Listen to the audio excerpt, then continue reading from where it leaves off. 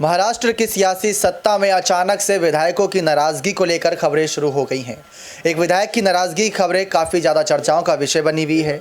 आपको जानकारी दे दें, जब से सरकार बनी है विपक्ष की नज़रें सिर्फ इसी बात पर है जो मंत्रिमंडल का विस्तार हुआ है। 20 मंत्री ही को जगह दी गई, शिंदे और फडणवीस को मिलाकर। अब यहाँ पर बचे हुए जो 23 पद हैं उनको लेकर क्या ऐलान करेगी भारतीय जनता पार्टी शिंदे गुट के साथ मिलकर।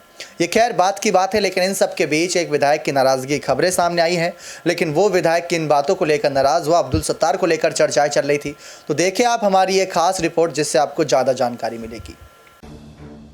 कृषि मंत्री अब्दुल सत्तार ने साफ कहा कि उनके ही गुट का एक नेता विपक्ष को सबूत दे रहा है। हालांकि अब्दुल सत्तार ये नहीं बताते कि कौन है, लेकिन राजनीतिक विश्लेषकों के मुताबिक उनकी उंगली संजय शिरसाट की तरफ है। लिहाजा राजनीतिक गलियारों में इस बात की चर्चा शुरू हो गई है कि क्या शिंदे गुट में कोई आंतरिक विवाद हो गया है।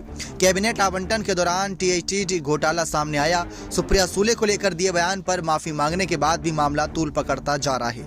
कृषि मंत्री अब्दुल सत्तार का कहना है कि इन सब के पीछे उनकी ही पार्टी के एक नेता का हाथ है।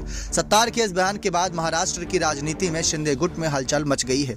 इतना ही नहीं, अब्दुल सत्तार का कहना है कि नेताजी को लगता है कि मेरे मंत्री पद से जाने के बाद उन्हें मंत्री पद मिलेगा, लेकिन सत्तार के इस बयान से साफ है कि शिंदे गुट में सब कुछ ठीक नहीं चल रहा है। मिली जानकारी के अनुसार मुख्यमंत्री एकनाथ शिंदे ने सत्तार को कृषि महोत्सव के दौरान मामले को आगे नहीं बढ़ाने की सलाह दी। मालूम हो कि किसी का नाम नहीं लेने का निर्देश भी दिया गया है। शिंदे समूह इस बात का पूरा ख्याल रख रहा है कि ये मामला आगे ना बढ़े। संजय शिरसाट ने ऐलान किया था कि शिंदे फडणवीस सरकार आने पर वे मंत्री थे। इतना ही नहीं, वह कई लोगों से यह भी कह रहे थे कि वह संरक्षक मंत्री और सामाजिक न्याय मंत्री बनेंगे।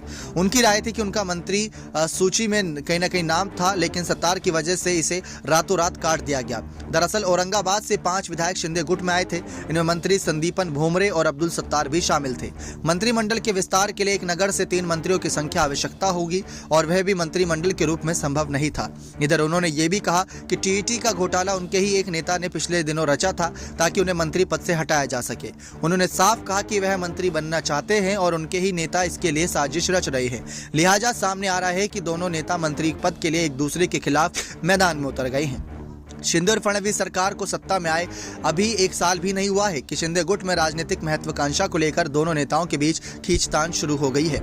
इसलिए सत्तार के इस बयान से साफ है कि मंत्री पद के लिए शिंदे गुट के नेताओं ने एक दूसरे के पंख कतरने शुरू कर दिए हैं। अब देखना ये होगा कि ये बात किस हद तक पहुंचता है और क्या एकनाथ शिंदे इसे सुलझाने में सफल होते हैं।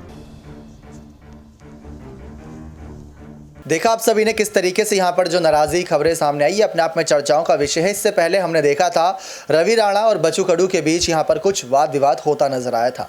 महाराष्ट्र पर नजरें लगातार बनी हुई हैं। बीएमसी चुनाव 20 साल होने हैं। लोकसभा चुनाव की 48 सीटें बीजेपी अपने पक्ष में लाना चाहती है और बीएमसी में 150 प्लस शिवसेना को हरा कर लाना चाहती है शिंदे गुट के साथ मिलकर। तो ये सारी कवायद चले, लेकिन अगर ऐसी नाराजगी खबरें सामने आएंगी तो क्या ये सपना पूरा हो पाएगा बीजेपी का? अब शिंदे गुट की इस रार के बीच बीजेपी का कदम क्या रहता है, देखना अपने आप में दिलचस्प रहेगा।